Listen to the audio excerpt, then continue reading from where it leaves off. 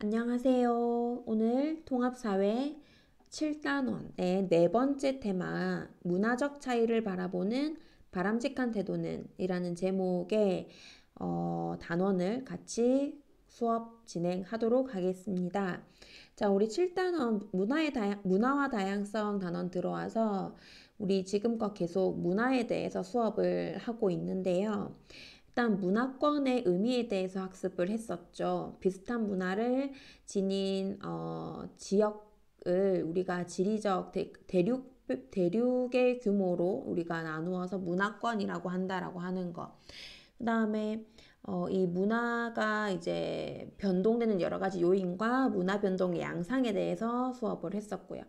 바로 우리 지난 시간에는 전통 문화의 의미와 우리 현대 사회에서 전통 문화가 가지는 여러 가지 의미에 대해서, 그리고 어떻게 하면 전통 문화를 올바르게 계승 발전해 나갈 수 있는가라는 내용으로 수업을 진행을 했습니다. 자, 오늘은 문화적 차이를 바라보는 바람직한 태도에 대해서 살펴보도록 할 텐데, 일단 우리 그 교과서 202쪽에 주제 탐색 한번 보도록 할게요. 자, 다음은 세계 각 지역의 성인식 모습이다. 각 사회 성인식이 어떤 형태로 나타나는지 생각하면서 질문에 답해보자 라고 했어요.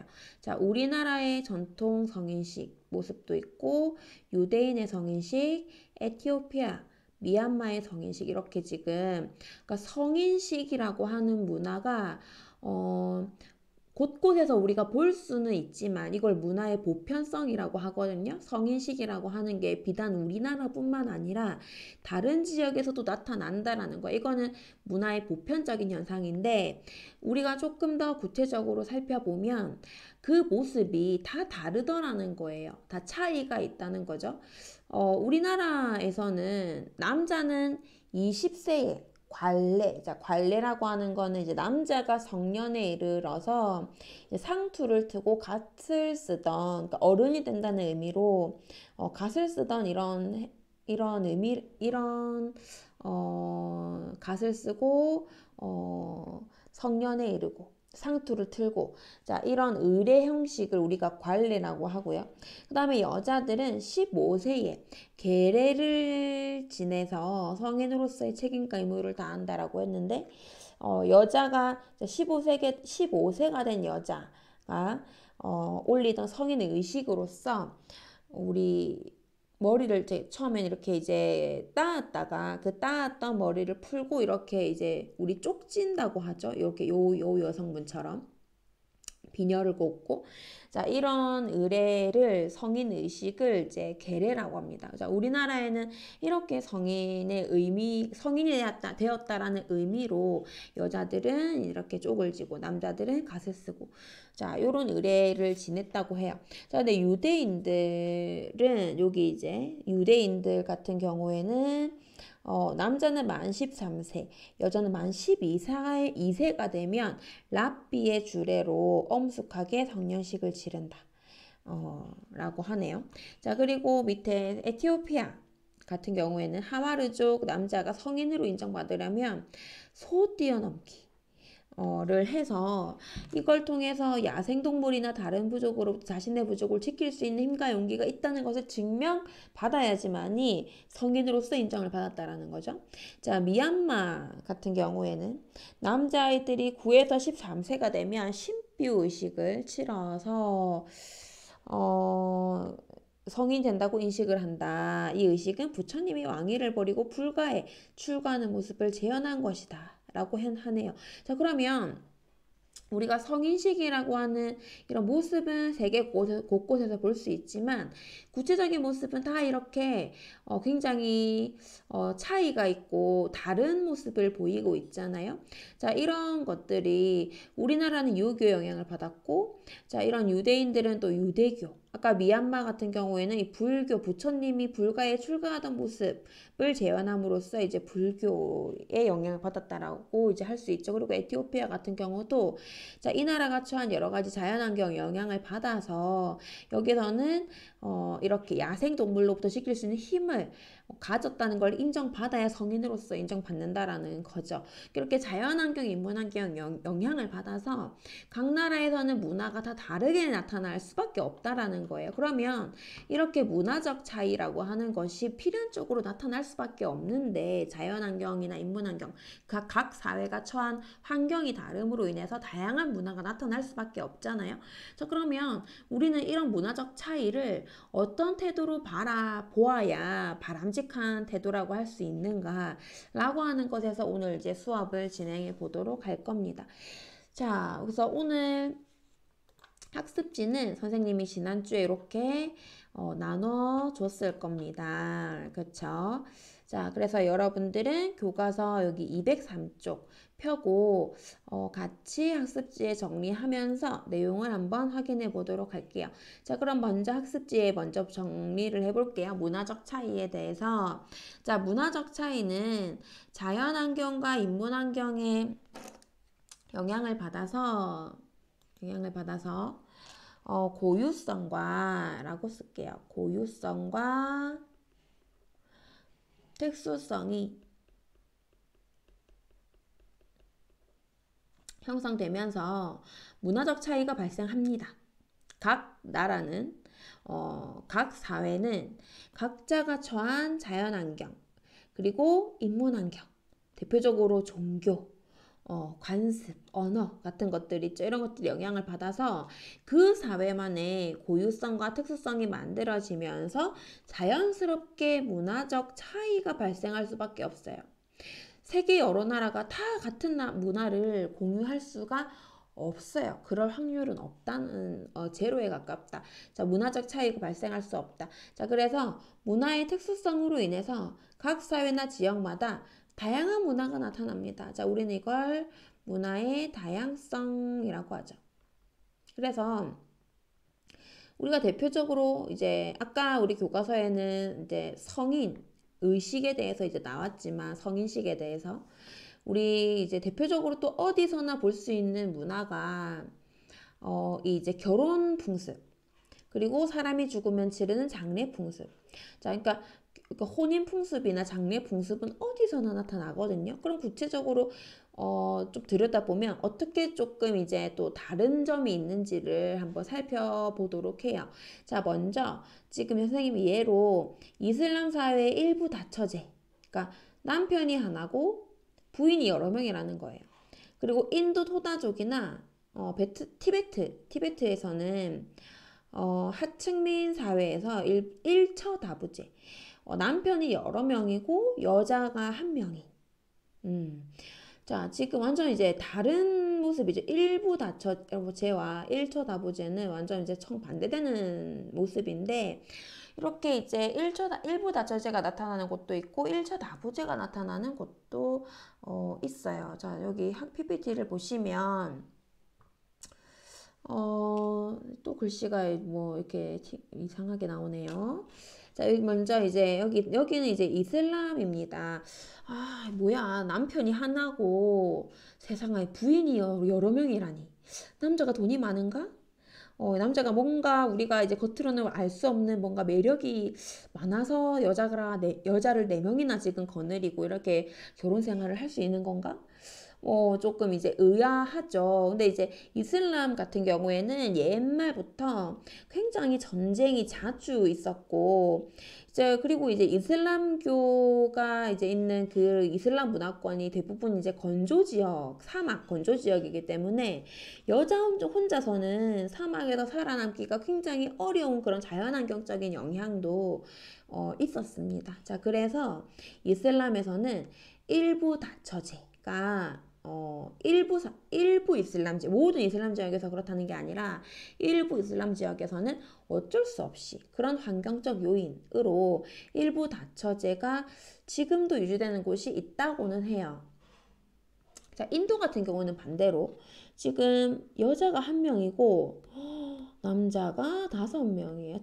그리고 이 남성들은 형제입니다. 같은 형제가 한 명의 여자를 공유를 한다는 거예요. 이건 또 무슨 경우인가. 세상에 남도 아니고 형제끼리 여자 한 명을 공유하다니. 자, 여기서도 이제 이런 모습이 나타날 수밖에 없는 또 이유가 당연히 있겠죠. 여기는 굉장히 이제 척박한 지역이라고 해요. 매우 척박하고 그리고 일부 하층민 사회에서 이런 모습이 나타나거든요. 매우 가난해.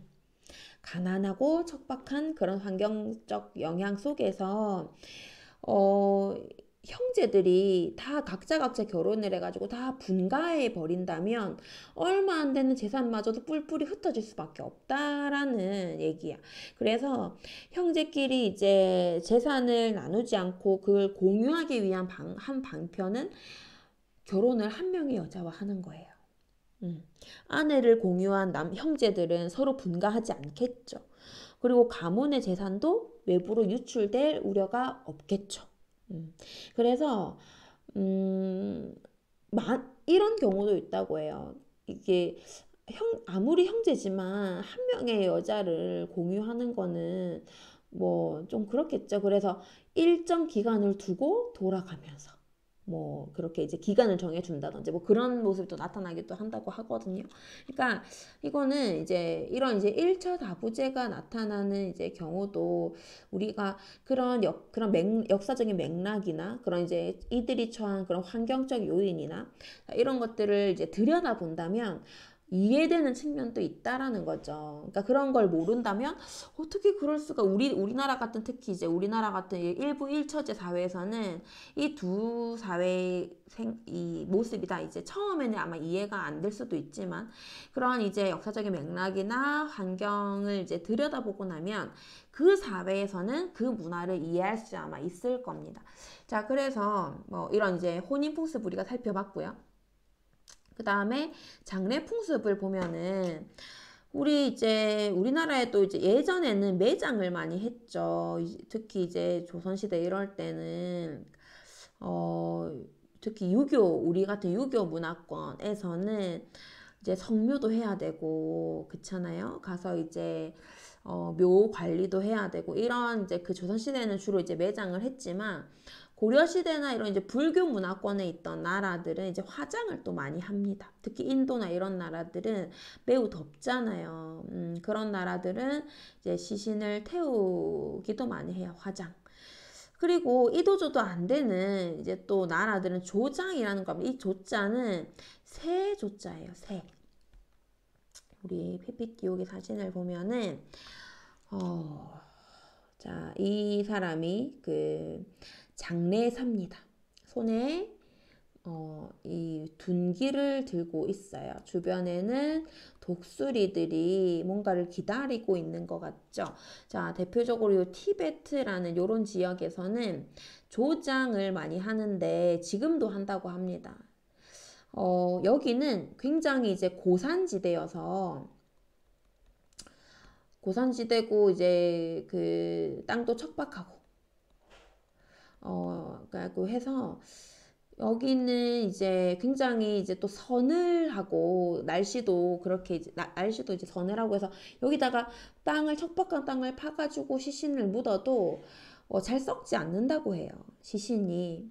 그리고 이제 화장을 하려고 해도 화장을 하려면은 굉장히 높은 온도를 낼 수 있을 만큼 땔감이 있어야 되는데 우리 주변 보세요. 땔감이 할 만한 게 있는지.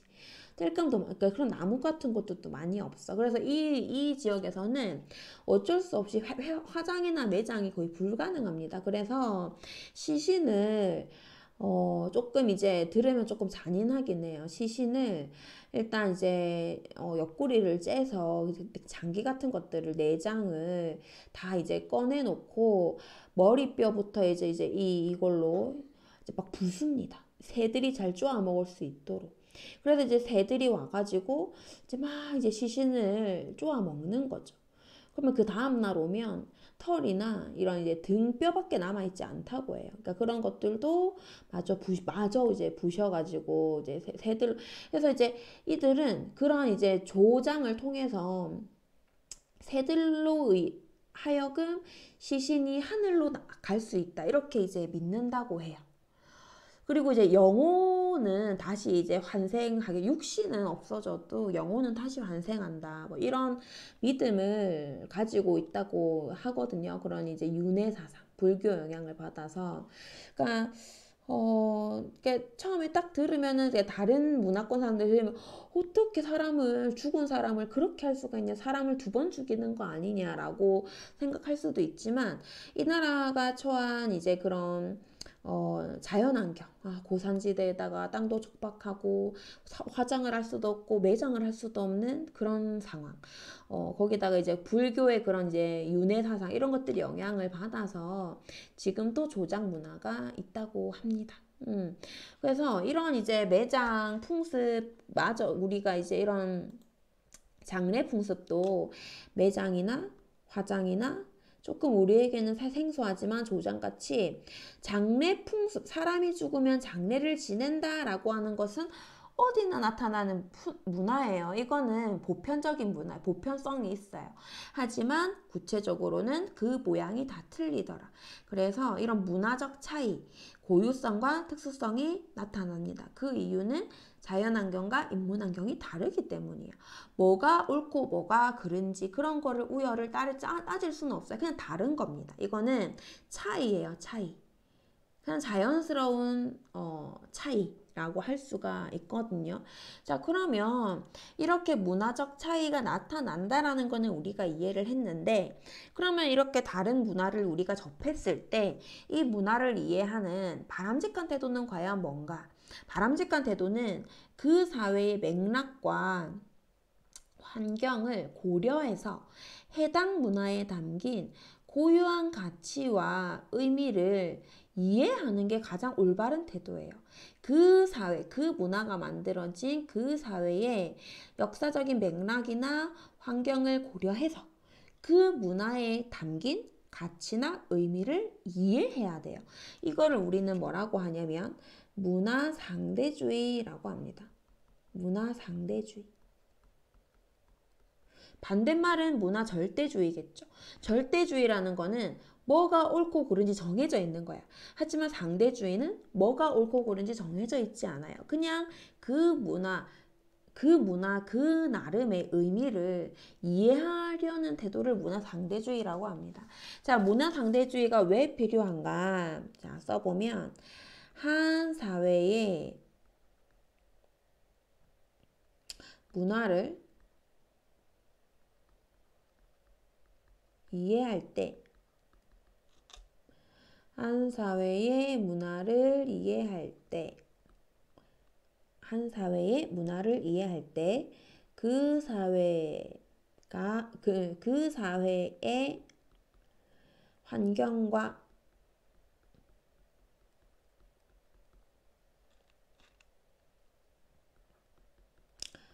역사적 맥락을 고려하여 문화를 이해함으로써 다른 사회의 문화를 올바르게 이해할 수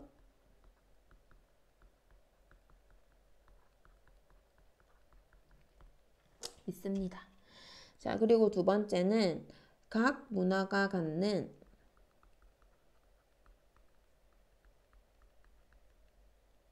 고유한 의미와 가치를 인정함으로써 문화적 차이에 따른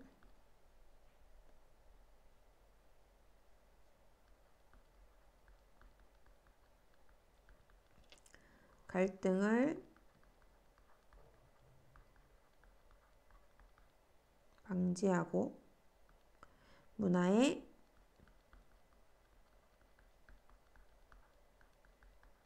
다양성을 자, 보존할 수 있습니다.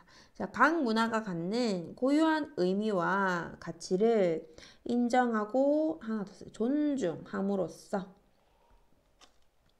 각 문화가 갖는 고유한 의미와 가치를 인정하고 존중함으로써 문화적 차이에 따른 갈등을 방지하고 문화의 다양성을 보존할 수 있어요. 다른 나라의 문화를 그 사회의 환경을 고려해서 그 문화를 이해할 수 있다면 우리는 뭐가 옳고 그른지를 굳이 나누지 않아도 돼요. 그래서 모든 문화가 다 가치 있다라고 우리가 인정하는 것이기 때문에 문화의 다양성을 보존할 수 있고 서로 누가 옳은지 싸우지 않아도 돼요. 문화적 차이에 따른 갈등을 방지할 수 있습니다.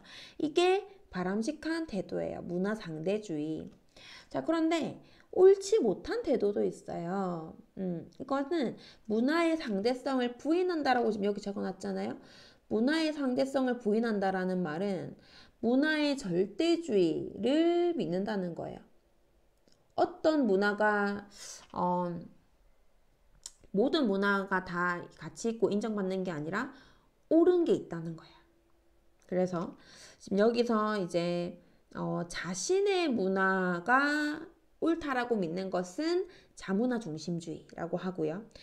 우리는 그러니까 다른 나라의 문화를 더 우월하다고 믿는 것은 문화 사대주의라고 합니다.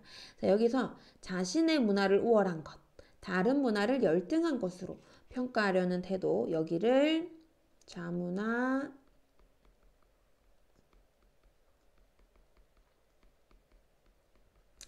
자, 중심주의라고 합니다. 자신의 문화가 옳아. 다른 나라의 문화들은 옳지 않아. 열등해. 우리 문화가 가장 우월해. 자, 이렇게 평가하는 태도를 자문화 중심주의라고 하거든요. 이게 적당히 자문화 중심주의적 태도가 자체가 옳지 않지만 우리 문화가 우월해라는 게 더 적당히 있으면은 그냥 이제 우리 문화에 대한 자부심, 자긍심 정도 느끼고 끝나면 되는데 문제는 이게 너무 심할 경우에 좀 문제가 될 수 있거든요. 일단 이제 순기능은 우리 문화는 우월해. 자, 이런 이제 태도가 가져오는 순기능이라고 하는 것은 이제 쉽게 말하면 장점이라고 생각하면 돼요. 자기 문화에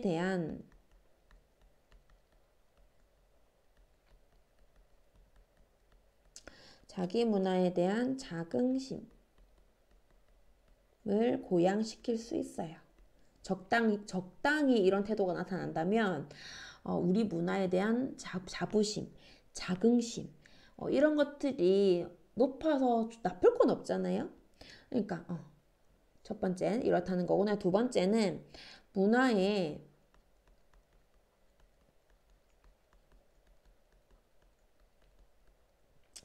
주체성을 확립할 수 있습니다. 자기 문화에 대한 이런 자주성 이런 것들을 기를 수는 있다라는 거예요. 자, 세 번째는 집단 내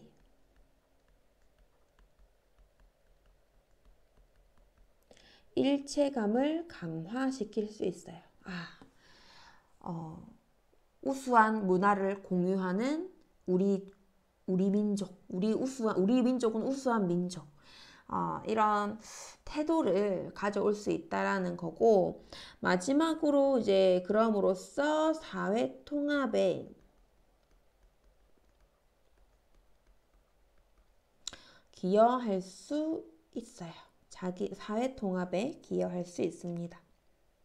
자, 그런데 너무 이런 자문화 중심주의적 태도가 심할 경우에 가져오는 역기능도 우리가 살펴봐야 돼요.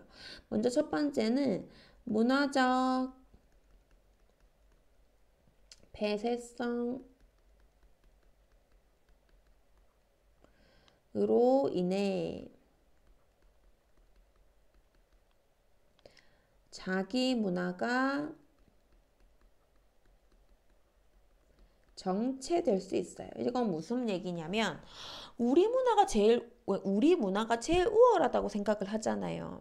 다른 문화는 열등하다라고 생각을 한단 말이에요. 그러면 우리보다 더 우월한 문화는 없다라고 생각을 하기 때문에 굳이 다른 나라 문화, 다른 나라를 보고 배우려는 이런 태도가 전혀 없다는 거죠. 그래서 문화적 폐쇄성,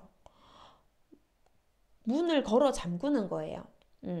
해서 스스로의 문화가 더 이상 발전이 없이 정체될 수 있다라는 거죠. 그다음 두 번째로 국수주의의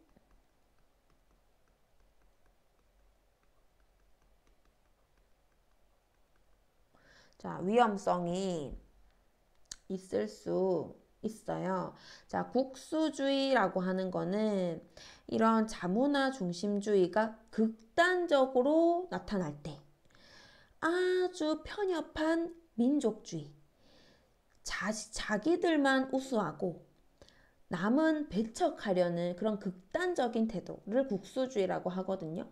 가장 대표적인 예로 우리 옛날에 세계 2차 대전을 일으킨 독일의 나치를 얘기합니다.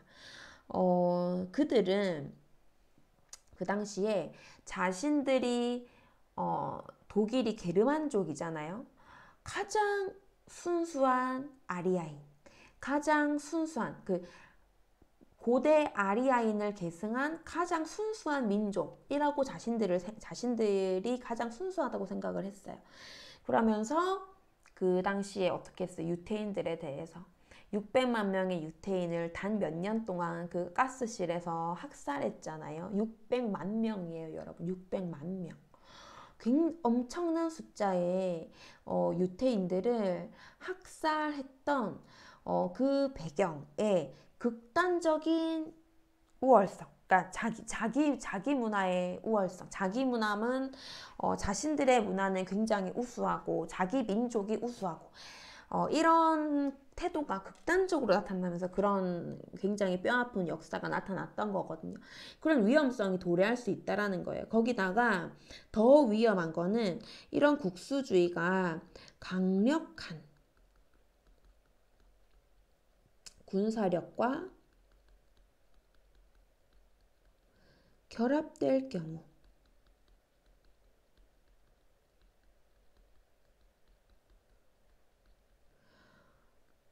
제국주의의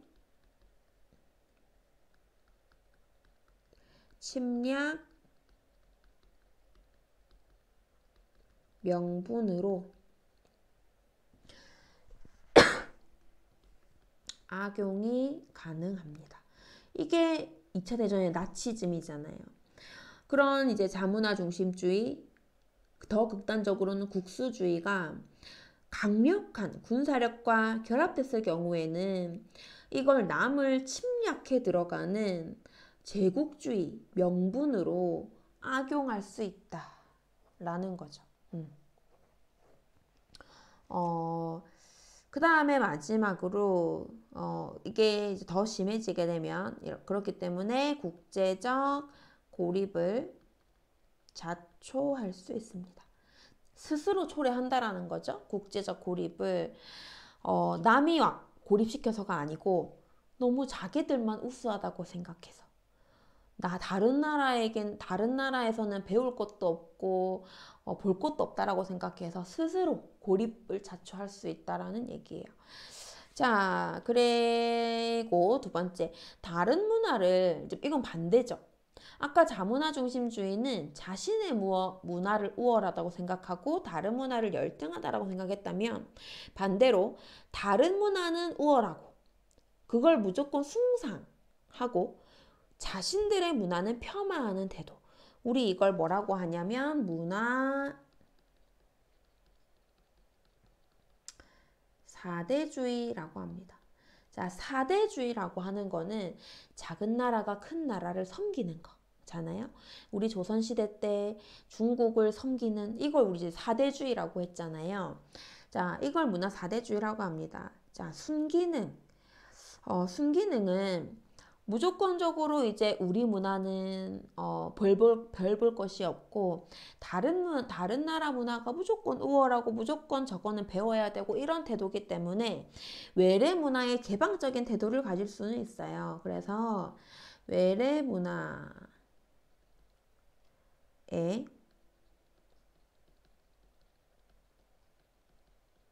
개방적 태도를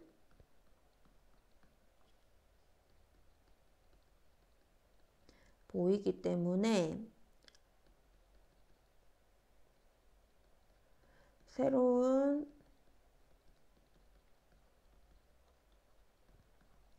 문화 수용에 용이합니다. 이건 좋은 점이에요.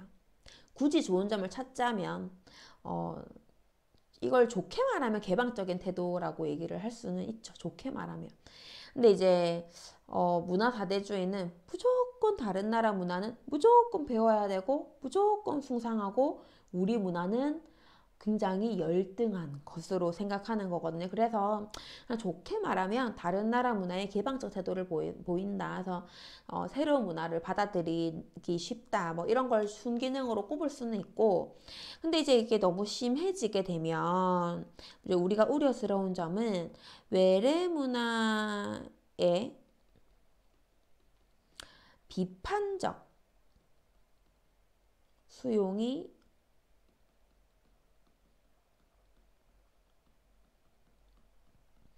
어렵다는 거예요.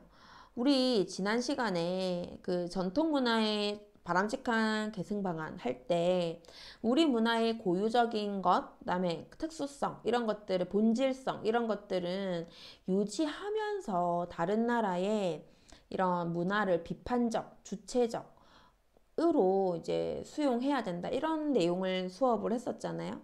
그런데 이런 문화 사대주의적 태도는 무조건적으로 배우고 무조건적으로 그거를 수용해야 되고 이런 태도이기 때문에 진짜 우리나라 문화의 본질을 유지하면서 비판적으로 수용해야 된 그런 태도에는 좀 어렵다는 거죠. 주체적 비판적으로 수용이 어렵다. 무조건적인 수용을 하려는 태도이기 때문에 그렇다는 거예요. 그 다음에 두 번째로는 문화 식민지로 전락할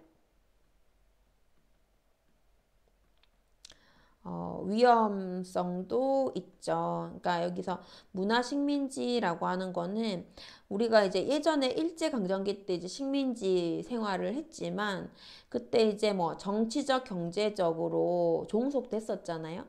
이거는 이제 그런 식민지는 아니지만 문화 식민지, 문화적으로 종속된다라는 거예요. 그 다음에 세 번째로 자문화의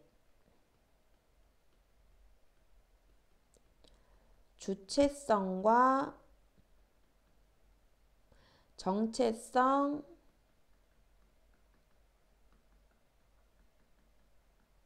상실의 위험성도 우려되겠죠.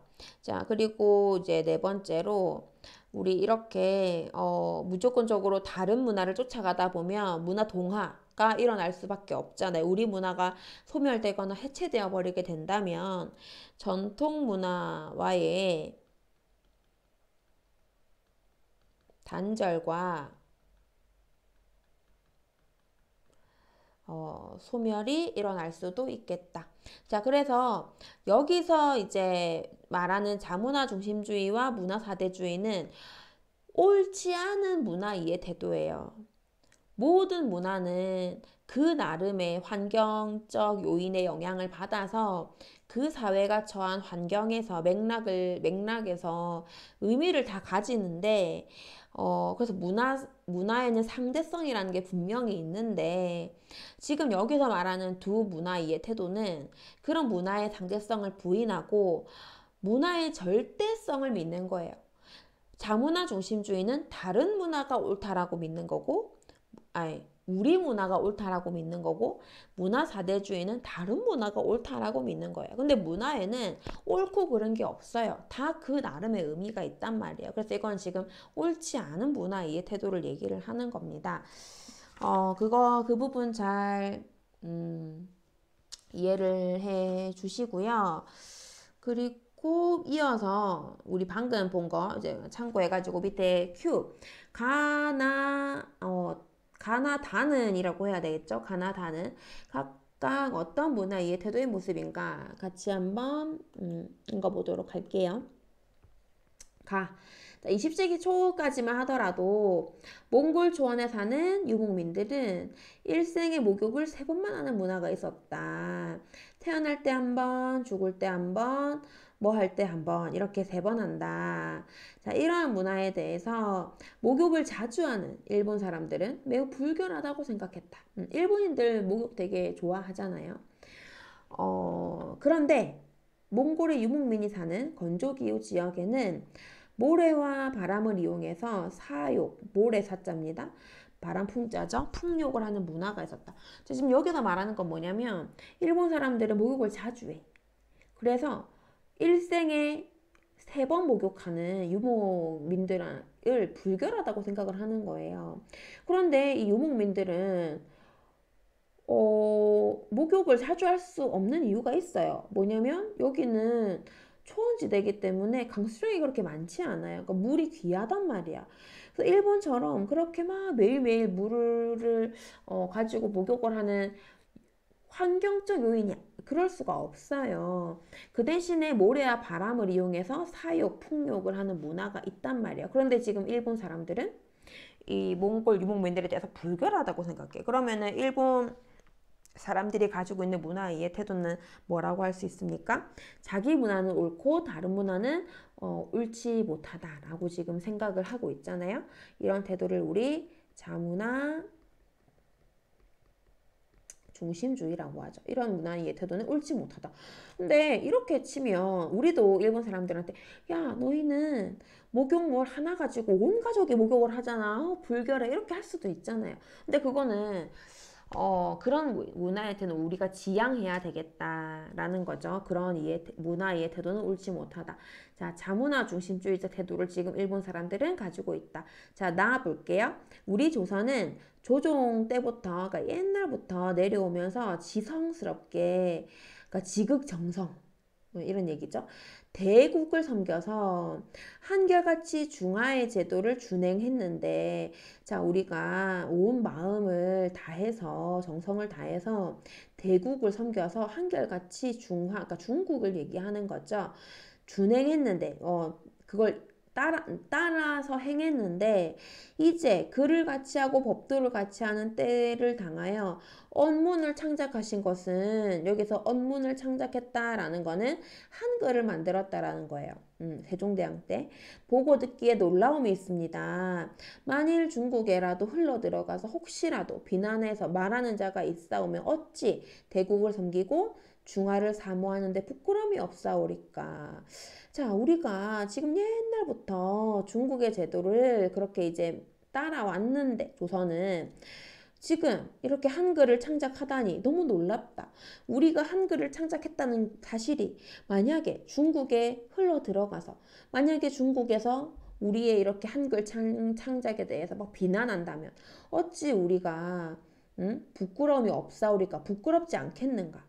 우리가 이렇게 중국을 사모하고 대국을 섬기는 데 있어서 부끄럽다 이거예요. 한글 창제에 대해서 우리가 지금은 세종대왕의 한글 창제를 너무 위대한 업적이라고 생각을 하지만 이때는 이 조선시대 이제 이 양반들은 한자를 쭉 써왔고 이 한자를 쓴다는 것 자체 그것으로 이제 자신들의 권위를 유지해 왔는데 누구나 그 읽고 쓰는 이렇게 한글을 만드는 데 대해서 굉장히 이제 마음에 안 들었겠죠. 그래서 이런 문화의 태도를 우리의 이러한 과학적인 글자 창제에 대해서 이거는 우리 문화를 굉장히 업신여기면서 무조건적으로 이제 외국 문화만을 옳다고 생각하는 이런 문화의 태도를 우리 뭐라고 하죠? 문화 사대주의라고 합니다. 그쵸? 자, 조선 사람들은 과음하는 관습이 유난스러워서 그러니까 과음 술을 많이 마신다는 거죠. 유난스럽다. 주정뱅이들이 보이지 않는 날이 없었다. 맨날 주정뱅이들이 보인다. 술을 유난스럽게 많이 먹는다. 자, 내가 한강을 여행하며 관찰한 결과로는 취해버리는 것은 조선인들의 독특한 특징이라고 단언할 수 있다. 조선에서는 어떤 사람이 이성을 잃을 정도로 곡주를 마신다 하더라도 누구도 그를 짐승으로 여기지 않는다. 조선인이 술을 좋아하는 가장 큰 원인은 아마 도시에서조차 차를 거의 마시지 않고 청량 음료가 거의 알려져 있지 않기 때문일 듯하다. 앞부분에서는 뭔가 우리 조선 사람들이 과음하고 막 주정뱅이들이 보이지 않는 날이 없다. 뭔가 이제 우습게 보는 것 같은데 쭉 읽어가니까 조선인들이 술을 좋아하는 원인은 아마 차를 거의 마시지 않는 습관이 있고 청량음료가 알려져 있지 않아서 그런 것 같다. 라고 지금 이해하려는 태도를 보이고 있어요. 자, 그러면은 왜 차를 거의 마시지 않고 왜 청량음료를 거의 알려져 있지 않는가? 봤더니 아마 식수로 쓰는 물이 훌륭해서 그냥 물을 막 먹을 수 있으니까 이제 차도 거의 마실 필요도 없고 유럽에서는 석회질 이런 물도 그냥 먹으면 조금 탈나잖아요. 그래서 이제 끓여 마시는 티타임이라고 하는 게 굉장히 발달했잖아요. 근데 조선에서는 식수가 너무 훌륭해서 그냥 물을 먹을 수 있어서 아마 차를 거의 마시지 않았기 때문에 또 그런 차 문화가 없다 보니까 또 술을 많이 먹는 거 아니겠느냐 뭐 이렇게 이해하려는 태도를 보이고 있어요. 농부들은 식사 후에 뜨거운 숭늉을 마시며 꿀물은 사치품으로 생각하고 잔치 같은 경우에는 감껍질이나 생강에서 우려낸 액체를 마신다. 자, 이런 태도는 우리 문화 상대주의적 태도라고 할 수가 있겠죠. 자, 이렇게 우리 한번 이제 또 예시를 통해서 살펴봤습니다. 자, 그러면 교과서에 밑에 1-1번 보면 티베트에서는 왼쪽에 야크라고 하는 그 티베트 고원에서 사용되는 그런 이제 동물이 있습니다. 자, 야크의 배설물을 일정한 크기로 벽에 붙여서 이렇게 말린대요. 이러한 문화가 나타나는 이걸 말려가지고 아까 우리 티베트는 고산지대라고 했잖아요. 나무 같은 게 잘 자라지 않아요. 그래서 땔감이 부족하거든요. 그래서 여기는 이런 배설물을 말려가지고 땔감으로 쓴다고 합니다. 왜 배설물을 저렇게 냄새나게 붙여놔? 이상해. 이게 아니라 저기는 고산지대여서 나무가 잘 자라지 않아서 저렇게 땔감을 쓰는구나. 그럴 수 있겠다. 자, 우리 이런 태도를 무슨 태도라고 한다고요? 문화 상대주의 태도라고 한다고. 자, 혼인제도로서 일부 다처제와 일처다보제가 나타나게 된 공통적인 배경. 아까 우리 살펴봤잖아요. 두 사회 다 이런 이제 문화가 나타난 이유는 각 사회가 처한 환경이나 상황을 극복하고 생존하기 위해서 그런 거예요. 그쵸? 밑에 2-1번 자 보면은 이슬람 교도가 돼지고기를 먹지 않아요. 이슬람교에서는 문화 상대주의 관점에서 설명해 보자라고 했거든요. 지금 이슬람 교도들은, 그러니까 이슬람교가 이제 주로 퍼진 지역은 건조 문화권입니다. 거의 건조 문화권. 자, 이 지역은 주로 유목 생활을 하거든요. 계속해서 이제 떠돌아다니는 생활을 주로 합니다. 유목 생활을 많이 해요. 근데 돼지는 정착 생활을 하는 농민들이 기르는 가축이기 때문에 사실 이 기후 지역과 맞지 않는 부분이 먼저 있고요. 그 다음에 두 번째로는 이제 소나 양은 뭐 우유나 버터, 이제 소나 양의 우유로 버터라던가 치즈, 뭐 가죽, 털로 양모 이런 걸로 이제 여러 가지 사용할 수 있지만 돼지는 그렇지도 않아요. 그래서 그런 농사에 활용할 수도 없어요. 돼지는. 그리고 잡식성이라서 돼지는 주로 곡물을 많이 먹는데 이런 지역처럼 척박한 지역에서는 곡물이 부족하기 때문에 돼지는 사실 맞지 않아요. 인간과 경쟁 관계에 놓일 수밖에 없습니다. 그래서 척박한 환경에 적응하기 위함 그런 환경적 요인으로 이슬람교에서는 돼지를 혐오합니다. 그래서 먹지도 않아요. 그 다음에 2-2번 사투리 대신 표준어를 강조하는 우리 사회 언어 문화에 대해서 어떻게 생각하는가. 뭐 그쵸, 뭐 사투리 쓰면은 촌스러 너 뭐 고향이 뭐 저쪽이니 뭐 이렇게 약간 좀 서울 사람들이 조금 너 뭐 말투가 왜 그래 뭐 그렇게 말을 하잖아요. 근데 우리 사회 언어 문화를 위해서는 모든 사람들이 표준어를 쓰면서 사투리가 없어지는 게만 이제 옳다고 할 수는 없죠. 그래서 언어 문화 보존을 위해서는 사투리를 보존하는 게 굉장히 중요하고, 학문적으로도 굉장히 이제 가치가 있죠. 그래서 사투리가 굉장히 낮은 수준의 언어 문화라고 평가하거나 사투리를 쓰면은 무식하거나 촌스러워 보인다 이렇게 평가하는 것은 사실 잘못된 언어 문화의 태도라고 할 수가 있겠습니다.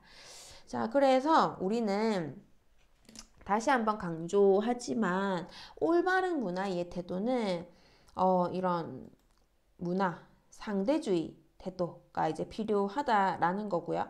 문화 상대주의는 문화의 우열을 평가하기보다는 그 사회의 맥락과 환경을 고려해서 해당 문화에 담긴 고유한 가치와 의미를 이해하는 자, 이런 태도를 우리는 꼭 견지해야 되겠다라고 마지막까지 강조를 하겠습니다.